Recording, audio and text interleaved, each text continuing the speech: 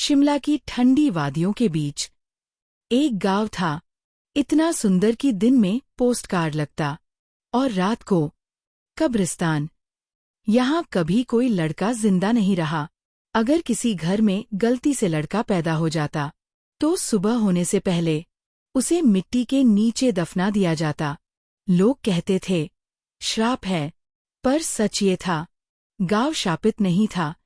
गांव के लोग शाप बन चुके थे। शिमला से थोड़ा ऊपर पहाड़ों की गोद में बसा गांव। दिन में बच्चे स्कूल जाते, औरतें काम करतीं, मर्द खेतों में। पर रात में सब बदल जाता। रात 8 बजे के बाद कोई घर से बाहर नहीं निकलता। मंदिर की घंटी बजे तो सब दरवाजे बंद। और सबसे बड़ा नियम, लड़कों के बारे में सवाल मत पूछना, क्योंकि गांव में लड़के होते ही नहीं। या गांव वाले ऐसा दिखाते थे। इसी गांव में रहती थी अंजलि, स्कूल की सबसे खूबसूरत लड़की। लंबे बाल, गहरी काली आंखें और चेहरा ऐसा जैसे रोशनी उसके पीछे चलती हो। स्कूल की लड़कियां भी अंजलि को देखती थीं और टीचर्स भी कभी कभी एक्स्ट्रा नजर रख लेते। अंजलि को पता था कि वो सुंदर है और शायद इसीलिए वो कम लोगों से बात करती। घमंड नहीं, बस आदत। उसकी माँ कमला देवी गांव की पंचायत में थी और उसका बाप राघव उन मर्दों में से था जो गांव की रक्षा के नाम पर बहुत कुछ कर गुजरते थे। एक दिन स्कूल में नई लड़की आई, नाम स्वाति। स्वाति खूबसूरत थी, पर अंजलि जैसी शार्प खूबसूरती नहीं। स्वाति में एक मासूमियत थी और एक गर्माहट।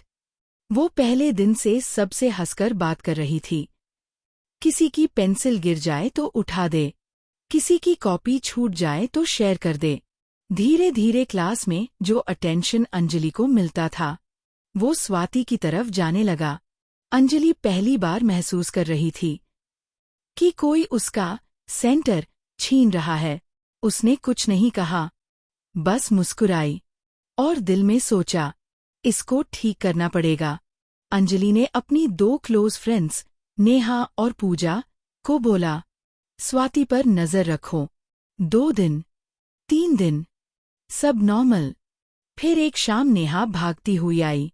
अंजलि, स्वाति के बैग में लड़कों के कपड़े थे। अंजलि का चेहरा ठंडा हो गया। लड़कों के कपड़े इस गांव में। उस रात अंजलि को नींद नहीं आई। खिड़की के बाहर पहाड़ों पर धुंध और उसके दिमाग में बस एक सवाल, स्वाति है कौन? अगली रात अंजलि चुपके से स्वाति के पीछे गई।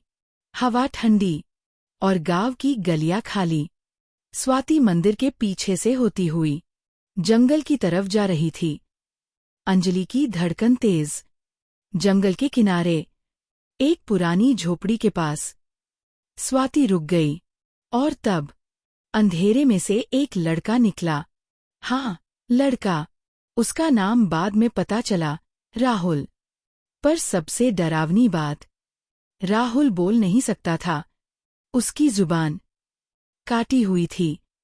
स्वाति ने उसके हाथ में रोटी रखी और राहुल बस आंखों से शुक्रिया बोलता रहा। अंजलि का दिमाग हिल गया।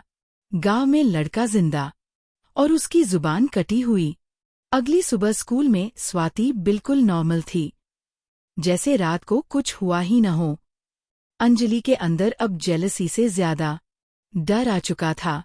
शाम को अंजलि ने स्वाति से कहा, स्कूल के पीछे ग्राउंड पर आना जरूरी है। स्वाति ने बस हाँ कहा, पर उसकी आंखों में एक छोटा सा डर चमक गया। स्कूल के पीछे वाला ग्राउंड, वो जगह जहां गांव के लोग रात को जाने से डरते थे। स्वाति टाइम पर आ गई। अंजलि ने पहले स्वीट बनने की एक्टिंग की। स्वाति, तुम इतनी हेल्पफुल क्यों हो? सब तुम्हारे पीछे क्यों हैं? स्वाति मुस्कुराई। बस ऐसे ही, अंजलि ने सीधा कहा। अपना बैग दो। स्वाति का चेहरा पीला पड़ गया। नहीं। क्यों? अंजलि की भारी आवाज। मुझे पता है तुम किसी लड़के से मिलती हो। तुम्हें पता है ना, ये गाँव लड़कों को जिंदा नहीं छोड़ता। स्वाति की आंखों में आंसू। नहीं, नहीं, तुम गलत। अंजलि ने बैग छीन लिया, जमीन पर उल्टा कर दिया। कपड़े, एक छोटी सी कैप और एक पुराना लॉकेट गिर गया। अंजलि का गुस्सा पीक पर था। मैं पूरे गांव को बता दूंगी। जैसे ही अंजलि मुड़कर भागने लगी, स्वाति ने पीछे से धक्का दिया। अंजलि जमीन पर गिर गई और उसके चेहरे में कंकड़ घुस गए। स्वाति की आवाज बदल गई। अब वो भोली नहीं थी, अब वो खतरनाक थी। अब तू किसी को कुछ बताने लायक नहीं रहेगी। दोनों में हाथापाई। अंजलि ने स्वाति का कॉलर पकड़ा और इसी झटके में स्वाति की शर्ट फट गई। अंजलि दंग रह गई। स्वाति लड़की नहीं थी, स्वाति लड़का था। स्वाति ने आंखों में आंसू रोककर कहा, मेरा नाम स्वाति नहीं, मेरा नाम शिवांश है। अंजलि का गला सूख गया। तो तुम लड़का कैसे? शिवांश हंसा, पर उस हंसी में दर्द था, क्योंकि इस गांव में लड़का होना मौत का संकेत है। उसने लॉकेट उठाया, लॉकेट खोला। अंदर एक औरत की फोटो और पीछे लिखा था, शारदा। वो मेरी माँ है। उसने मुझे लड़की बनाकर पाला, सिर्फ जिंदा रखने के लिए नहीं, बदला लेने के लिए। अंजलि गुस्से और डर के बीच अटक गई। बदला? किस बात का?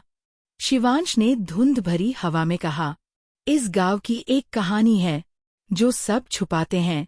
सालों पहले जंगल में एक योगिनी तपस्या करती थी। गांव के कुछ मर्दों ने उसका अपमान किया, उसकी इज्जत छीनी।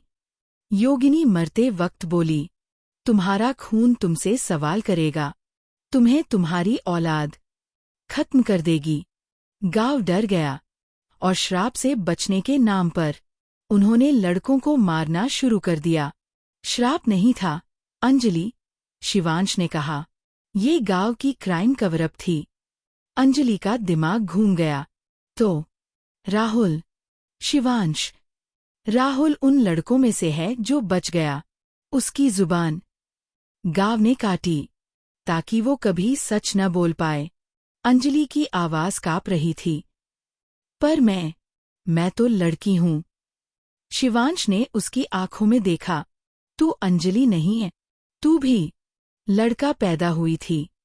अंजलि, झूठ। शिवांश, तेरे घरवालों ने तुझे लड़की बनाकर जिंदा रखा, क्योंकि तेरा बाप राघव पंचायत का एक्सक्यूशनर है। अंजलि के हाथ थरथर कांपने लगे।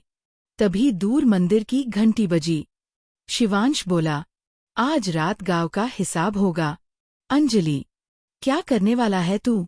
शिवांश, मैं कुछ नहीं, मैं बस सच को बाहर आने दूंगा। जिस गांव ने अपनी औलाद को मारा, आज उस गांव को अपनी सजा मिलनी चाहिए। अंजलि ने भागने की कोशिश की, पर शिवांश ने धीरे से कहा, अब तू भी इस कहानी का हिस्सा है। रात के बिल्कुल 12 बजे मंदिर की घंटी अपने आप बजने लगी। गांव के लोग घरों से निकले। किसी ने किसी को बुलाया नहीं, पर सब जानते थे आज कुछ होने वाला है। धुंध इतनी गहरी थी कि हर चेहरा आधा दिख रहा था, जैसे गांव खुद अपना चेहरा छुपा रहा हो। मंदिर के सामने पंचायत के लोग खड़े थे, कमला देवी, राघव और वो सारे मर्द जिनके हाथ नियम से रंग चुके थे। शिवांश आगे आया, उसके हाथ में वही पुराना लॉकेट। उसने जोर से कहा, तुम सब अब तक झूठ बोलते आए हो। कोई देवी का श्राप नहीं था। गांव में हड़कंप मच गया। कमला देवी चिल्लाई, झूठ, योगिनी ने श्राप दिया था। शिवांश ने लॉकेट खोला। अंदर कागज का एक टुकड़ा था, गांव का पुराना रजिस्टर। उसमें लिखा था, योगिनी की मृत्यु के बाद पहला लड़का 8 साल तक जीवित रहा। अगर श्राप होता तो वह लड़का जिंदा नहीं रहता। सच ये था, योगिनी ने कोई श्राप नहीं दिया था। उसने सिर्फ इतना कहा था, तुम्हारा पाप तुम्हें खुद जला देगा। लेकिन गांव ने अपने डर को कहानी बना दिया। तभी राहुल आगे आया। वह बोल नहीं सकता था, पर उसने अपनी शर्ट उठाकर अपनी पीठ दिखाई। उसकी पीठ पर अंग गुदे हुए थे। अंजलि की सांस अटक गई। राघव की आंखें नीचे झुक गईं। शिवांश बोला, हर लड़का जो पैदा होता था उसे एक नंबर दिया जाता था। गांव के मर्द जंगल में जाकर अवैध जमीन, लकड़ी और सोना निकालते थे, और लड़के उनके गवाह बन सकते थे। इसलिए लड़कों को मारा गया, श्राप के कारण नहीं। अपराध छुपाने के लिए अंजलि का गला भर आया। तो मुझे क्यों जिंदा रखा गया? कमला देवी फूट फूट कर रो पड़ी। सच सामने आ गया। अंजलि को बलिदान के लिए बचाकर रखा गया था। गांव का नियम था, अगर कभी सच बाहर निकले तो एक जिंदा लड़का सब कुछ अपने ऊपर ले लेगा। अंजलि को लड़की बनाकर इसलिए पाला गया ताकि जब समय आए गांव कह सके, गलती इसी की थी। अंजलि का पूरा जीवन एक बीमा पॉलिसी था। शिवांश ने धीरे से कहा, मैं तुम्हें मारने नहीं आया हूं। अगर मारना होता तो कब का मार चुका होता। मैं तुम्हें जिंदा रहने का बोझ देने आया हूं। फिर उसने जंगल की ओर देखा। धुंध के बीच से और परछाइयां निकलने लगीं। वे सब लड़के थे जिन्हें मरा हुआ मान लिया गया था। कुछ अंधे थे, कुछ लंगड़े, कुछ खामोश। गांव ने उन्हें मारा नहीं था, बस छोड़ दिया था। जमीन कांपने लगी, पर न कोई देवी आई, न कोई चमत्कार हुआ। बस एक ही बात हुई, जंगल ने गांव को वापस ले लिया। रास्ते टूट गए, बिजली चली गई, सिग्नल गायब हो गया। सुबह हुई, गांव था, मंदिर था, घर थे, पर कोई इंसान नहीं था। सिर्फ जंगल और वे लड़के जो अब पहली बार खुलकर सांस ले रहे थे। जब एक पूरा गांव अपनी ही औलाद को मार दे तो उसे श्राप की जरूरत नहीं होती, वह खुद श्राप बन जाता है।